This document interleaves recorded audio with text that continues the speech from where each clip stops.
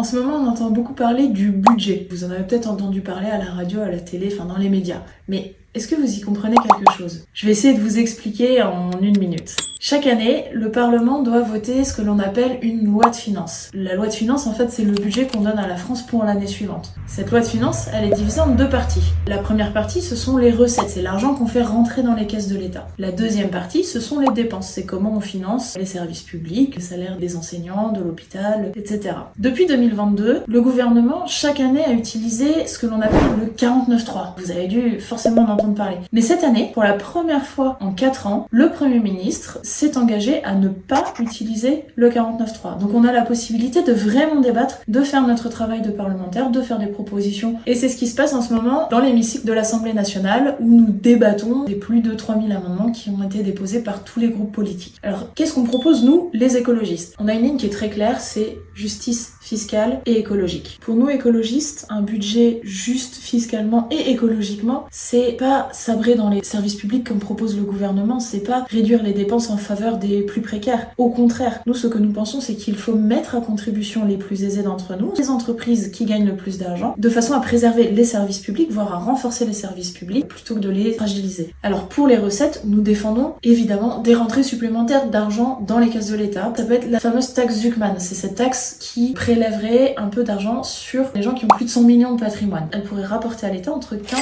et 20 milliards d'euros à elle seule. Ce que nous proposons aussi, c'est de supprimer les niches fiscales. Alors, pas toutes, mais celles qui sont néfastes pour l'environnement, qui sont antisociales. Par exemple, pour les avions, on ne paye pas d'impôt sur le carburant. C'est une niche néfaste à l'environnement et qui coûte de l'argent à l'État. Une fois qu'on a travaillé sur ces recettes, on s'attaque à la deuxième partie, qui sont les dépenses de l'État français. Nous, évidemment, on a une position qui est un peu différente de celle du gouvernement. On va défendre plus de moyens pour la transition écologique, la protection de nos services publics, donc des moyens pour l'hôpital, pour la santé, pour l'éducation nationale. Et puis, au-delà de ces dépenses, on a aussi des pistes pour faire des économies. Arrêter de financer les grands projets inutiles et imposés, comme l'autoroute A69, le canal Seine-Nord, les méga-bassines. Tout ça, c'est des millions d'euros d'économies d'argent public si on arrête de les financer. Donc tout ça, c'est ce qu'on va défendre quasiment jusqu'à Noël. On va beaucoup discuter du budget. Il y aura aussi le budget de la sécurité sociale, mais ça, je pourrais vous en parler dans une autre vidéo. Et puis, je vais retourner en hémicycle parce que le combat continue.